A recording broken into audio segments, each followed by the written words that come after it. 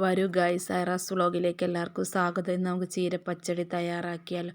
ഇതിനാവശ്യമായ ചീര ഞാൻ എടുത്തിട്ടുണ്ട്. ഇത് വീട്ടിൽ തന്നെ ഉണ്ടായ ചീരയാണ്.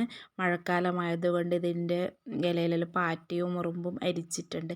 എന്നാലും കുഴപ്പമില്ല, നമുക്ക് നല്ല വശം എടുത്തിട്ട് അരിഞ്ഞിടാം, ബാക്കിയുള്ളത് കളയാം. അരിഞ്ഞിട്ട ചീരയാണിത്.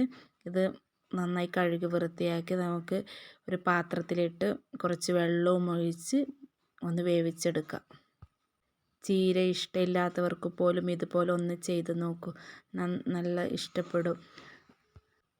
അപ്പത്തിൻ്റെ കൂടെയും ചോറിൻ്റെ കൂടെ എല്ലാം കഴിക്കാൻ പറ്റിയ ഒരു പച്ചടിയാണ് ഇത്. നമുക്ക് വേവിച്ചെടുത്തിട്ട് ഇത് അരച്ചെടുക്കാനുണ്ട്. ഒരു 3 മിനിറ്റ് വേവിച്ചെടുത്താൽ മതി.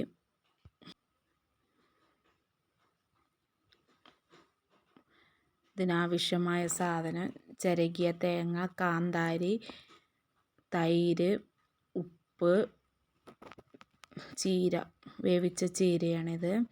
ഇത് നമുക്കൊന്ന് അരച്ചെടുക്കാം. കാന്താരിക്ക് പകരം വറ്റൽമുളകോ പച്ചമുളകോ എടുക്കാം. തൈരിന് പകരം കുറച്ച് പുളിയെടുത്താൽ വാളംപുളി എടുത്താലും മതി. തൈരാകുമ്പോൾ കൂടുതൽ ടേസ്റ്റ് ഉണ്ടാവും. നമുക്കിത് അരച്ചെടുക്കാം.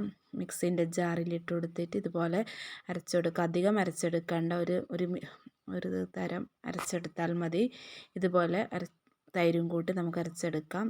ആവശ്യത്തിന് ഉപ്പും ചേർത്ത് കൊടുത്ത് ഇത്തിരി വെള്ളമൊന്നും ഒഴിക്കേണ്ട. അരച്ചെടുത്തത് നമുക്കൊരു പാത്രത്തിലേക്ക് മാറ്റാം. ഇതിനൊന്ന് കടുക് പൊട്ടിച്ചെടുക്കാനുണ്ട്. കടുക് പൊട്ടിച്ചിട്ടെങ്കിൽ ഒന്നില്ല പച്ച വെളിച്ചെണ്ണ ഒഴിച്ച് കൊടുത്താലും മതി. ഒരു പാത്രം വെച്ചിട്ട് ഇത് എണ്ണ ചൂടാൻ വെച്ചിട്ടുണ്ട്. എണ്ണ ചൂടായതിന് ശേഷം കടുക് ഒന്ന് പൊട്ടിച്ചെടുക്കാം. നമുക്ക് കടുകിട്ട് കൊടുക്കാം. കടുകിട്ടതിന് ശേഷം വറ്റൽമുളകും കറിവേപ്പിലയും ഒന്നിട്ട് കൊടുത്ത് ഒന്ന് മൂപ്പിച്ചെടുക്കാം. മൂപ്പിച്ചെടുത്തത് നമുക്ക് നേരത്തെ തയ്യാറാക്കിയ ചീരപ്പച്ചടിയിലേക്ക് ചേർത്ത് കൊടുത്ത് ഒന്ന് യോജിപ്പിച്ചെടുക്കുക.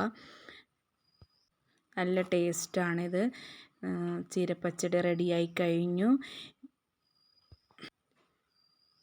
ഇതാണ് നമ്മുടെ ചീരപ്പച്ചടി.